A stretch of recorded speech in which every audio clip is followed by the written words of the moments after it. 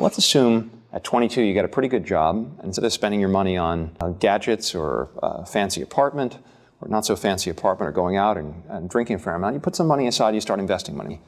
Let's say you could save $10,000 at 22, and you can earn a 10% return on that money between now and the time you retire. What would you have in 43 years? The answer is you put aside $10,000, you don't save another penny, and you invested it and you earn 10% on your money each year, you'd have $600,000 in year 43. And the reason for that is, well, in year one, your $10,000 would become 11. In year two, your $11,000 would grow by 10%.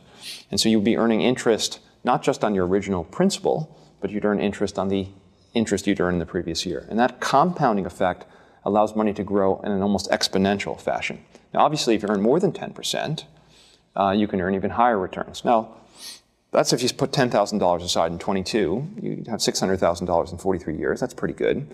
What if you had to wait until you were 32? The problem there is, by year 33, you'd only have $232,000. Maybe that's not enough to retire. So a key thing here is, if you're going to be an investor, it's really one of the most valuable assets you have today as someone who's 18 or 19 years old is your youth. You want to start early so that your money can grow over time. Now, what if you could earn 15%? Give you a better sense of how powerful compounding is. Remember, at 10% for 43 years, you'd have $600,000. That's pretty good. But if you earn 15%, you'd have over $4 million. Now you're in a pretty good position. So obviously, making smart decisions about where you put your money has a huge difference in what your retirement assets are. Now, obviously, if you put aside more than $10,000, if you could put aside $10,000 each year, then your wealth would be, quite enormous. Now, just for fun, if you were one of the world's great investors, Warren Buffett being a good example, if you could earn 20% per year for 43 years, you'd have $25 million. Again, the original $10,000 investment would increase by 2,500 times over that period of time, just by earning a 20% return. Albert Einstein said the most powerful force in the universe is compound interest. So the key is start early, earn an attractive return, and avoid losing money, and you're going to have a very nice retirement.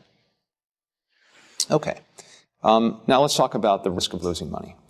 Now let's assume that in order to try to get a 20% return, you took a lot of risk, and it turns out that every 12 years, you lost half your money because you hit a bad patch in the market, you made dumb decisions. Well, your $25 million at 20% would now only be worth $1.8 million in 43 years. So a key success factor here is not just shooting for the fences, try to get the highest return, it's avoiding significant losses over the period. Okay, so as Warren Buffett says, rule number one in investing is never lose money. And rule number two is never forget rule number one. So if you can avoid losses and earn an attractive return over time, you're going to have a lot of money if you can stick at it for a long period of time. Okay, so how do you be a successful investor? Now, I'm assuming that you're not going to go into the business of investing. I'm assuming that you're going to be a doctor or a lawyer, you're going to pursue your passion, but you're going to have some money they're going to save over time. And I'm going to give you my advice on the topic. It's not necessarily definitive advice, but it's the advice I would give my sister, my grandmother, on what she should do if she were in the same position. I think that's probably the right way to think about it. So number one, how do you avoid losing money? What are good places to invest? I'd avoid investing in startup businesses where the prospects are not very well known. Because again, you don't need to make 100% a year to have a fortune. You just need to invest at an attractive return, 10, 15% over a long period of time, your money grows very significantly. So how do you avoid the riskiest investments? My advice would be to invest in public securities, invest in listed companies, companies that trade on the stock market. Why? Because those businesses tend to be more established. They have to meet certain hurdles before they go public. The stocks are liquid, so you can change your mind if you want to sell. If you invest in a private lemonade stand, it's hard to find someone to take you out of that investment unless that business becomes fabulously profitable. So that's piece of advice number one. Invest in public companies. Number two, you want to invest in businesses that you can understand. What I mean by that is there are lots of businesses that you deal with in the course of your day and your personal life, whether it's a retail store that you know because you like shopping there, or it's a product, your iPad, or that you think is a great product. But you have to understand how the company makes money. If the business is just too complicated, you don't understand how they make money, even if they've had a great track record, I would avoid it. A lot of people thought Enron was an incredible business because it appeared to have a good track record, but very few people understood how they made money. It was good to avoid it. Another very important criteria is you want to invest at a reasonable price. It could be a fabulous business that's done very well over a long period of time, but if you pay too much for it, you're not going to earn a very good return. The last bit is that you want to invest in a business that you could theoretically own forever. If the stock market were to close for 10 years, you wouldn't be unhappy. What do I mean by that? Now, again, if you're going to compound your money at a 10 or 15% return over a 43-year period of time, you really want a business that you can own forever. You don't want to constantly have to be shifting from one business to the next. And what are businesses that you can own forever? Well, there are very few that sort of meet that standard. Maybe a good example is Coca-Cola, right? What's good about Coca-Cola is it's a relatively easy business to understand. You understand how Coke makes money, right? They sell a formula or syrup to bottlers and to retail establishments, and they make a profit every time they serve a Coca-Cola. People are going to drink a lot of Coca-Cola for a very long period of time. The world's population is growing. They sell in almost every country in the world. And each year, people drink a little bit more Coca-Cola. So it's a pretty easy business to understand. And it's also a business that I think is unlikely to be competed away as a result of technology or some other new product. Right? It's been around long enough. People have grown used to the taste.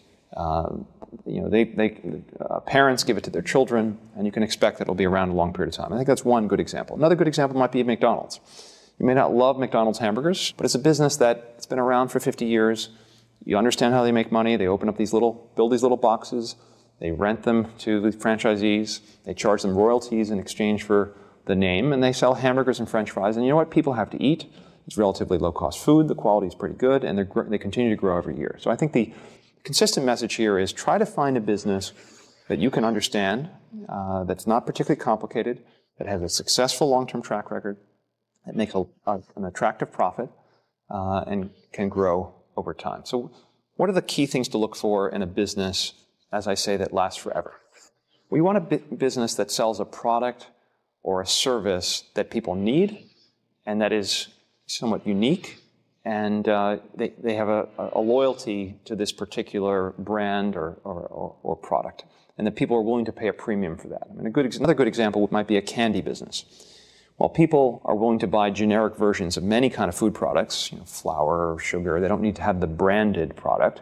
When it comes to candy, people don't tend to like the Walmart version or the Kmart version. They want the Hershey chocolate bar or the Cadbury chocolate bar or the See's candy. They want the brand, and they're willing to pay a premium for that. And so that's, I think, a key thing. You want the product to be unique. You don't want it to be a commodity that everyone else can sell, because when you sell a commodity, anyone can sell it, and they can sell it at a better price, and it's very hard to make a profit doing that. If you're investing for the long term, you want to invest in businesses that have very little debt. So if you can find a company that can earn attractive profits, that doesn't have a lot of debt, where they generate vastly more profits than they need to pay the interest on their debt, that's a safe place to put your money over a long period of time.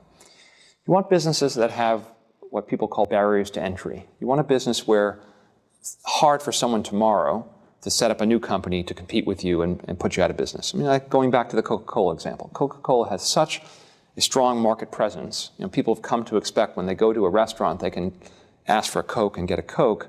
It's very hard for someone else to break in. And of course, there's Pepsi and there are other soda brands, but Pepsi's been around a long time. Coca-Cola and Pepsi have continued to exist side by side over long periods of time. So when you're thinking about choosing a company, make sure that they sell a product or a service it's hard for someone else to make a better one that you'll switch to tomorrow. You also want businesses that are not particularly sensitive to outside factors, so-called extrinsic factors that you can't control. So if a business will be affected dramatically if the price of a particular commodity goes up, or if interest rates move up and down, or if currency prices change, you want a company that's fairly immune to what's going on in the world. And I'll use my Coca-Cola example. I mean, if you think about Coca-Cola, it's a product that's been around probably 120 years. Over that period of time, there have been multiple world wars, development of nuclear weapons, all kinds of unfortunate events and tragedies and so on and so forth. But each year, the company pretty much makes a little bit more money than they made before, and they're going to be around. And you can be confident, based on the history, that this is a business that's going to be around almost regardless of whether interest rates are at 14%, whether the US dollar is not worth very much, or the price of gold's up or down. Those are the kind of companies you want to invest in the long term. Businesses that are extremely immune to the events that are going on in the world.